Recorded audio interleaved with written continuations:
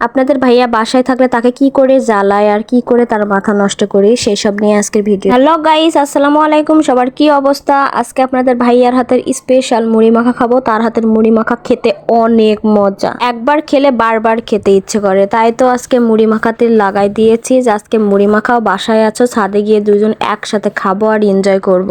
Already পেঁয়াজ মরিচ চানাচুর কেটে এর মধ্যে লবণ তারপরে সরিষার তেল দিয়ে এখন এই যে মুড়ি নিয়ে নিচ্ছে। মুড়ি সুন্দর করে মাখাবে। আসলে প্রশংসা নাই, সত্যি ওর হাতের মুড়ি মাখা না খেতে অনেক মজা লাগে, একটু অন্যরকম স্বাদ হয়, কেন জানি না। তো মুড়ি মাখানো এখানে শেষ হয়ে গেছে। এখন আমরা ছাদে যাব, কারণ রুমের মধ্যে প্রচন্ড গরম, কারেন্ট নাই। তারপরে অলরেডি আমরা ছাদে চলে এসেছি আর সবাই এনজয় করে খাচ্ছি। আর বাইরের আবহাওয়াটা এত ভালো ছিল, বাতাস ছিল অনেক। আর আমার যেদিন ভিডিও করা হয় সেই দিনই এই জামাটাই পরে থাকা হয়, এজন্য সবাই ভাবতে পারেন যে আমার নাকি শুধু একটাই জামা। আসলে তা না, কেন জানি না ভিডিও করার দিনই এই জামাটা পরে যায়, এই জন্য আর কি। তো দেখেন আমরা দুজন এখানে মুড়ি মাখা খাচ্ছি, আনন্দ করছি। আর আমার পিছনের দৃশ্যটা দেখতে পাচ্ছেন, কি সুন্দর গাছপালা দেখা যাচ্ছে। আসলে আমরা যেখানে থাকি এখানে একবারে গ্রাম্য পরিবেশ, এজন্য আমার খুবই ভালো লাগে এই জায়গাটায় থাকতে। আর অনেক বাতাস পাওয়া যায়, অনেক আলো বাতাস সব দিক দিয়ে, মানে প্রচুর শান্তি লাগে আর কি। এজন্য এখানকার রুম আমার ছাড়া হয় না। স্বামী স্ত্রী এক জায়গায় থাকলে শুধু মুড়ি মাখা কেন, যদি পান্তা ভাতও লবণ দিয়ে মরিচ দিয়ে খায় তারপরেও কিন্তু অনেকটা মজা লাগে, যদি দুইজনের মধ্যে অনেক ভালোবাসা থাকে তাহলে। ওই যে কথায় বলে না, ভালোবাসা থাকলে আর মনের মতো স্বামী হলে গাছতলায়ও বাস করা যায়, সেরকমই আর কি বললাম। ছাদের উপর বসে মুড়ি মাখা খাচ্ছিলাম আর আকাশ দেখছিলাম। আজকের আকাশটা একটু বেশি সুন্দর লাগছিল, মনে হচ্ছিল মেঘের দেশে উড়ে চলে যায় পাখির মতো। যদি পাখি হতাম তাহলে চলে যেতাম উড়ে, এত সুন্দর লাগছিল।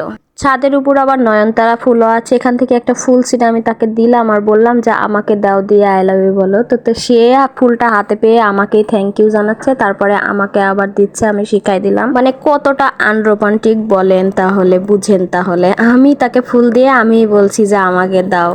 তারপরে মুড়ি খাওয়া শেষ করে এখানে লটকনও আনছিলাম, আমি লটকনগুলো নিয়ে গিয়ে তাকে দিব, দেখি সে কি করে। আমি বলছিলাম লটকন তোমাকে একটাও খেতে দিব না, আমাকে একটা একটা করে সিলে দাও, আমি খাবো। তো এটা নিয়ে আমরা অনেক দুষ্টামি করছিলাম, অনেক হাসাহাসি করছিলাম। আমার হাজবেন্ড কিন্তু সত্যি অনেক ভালো, সবাই আমার হাজবেন্ডের জন্য দোয়া করবেন।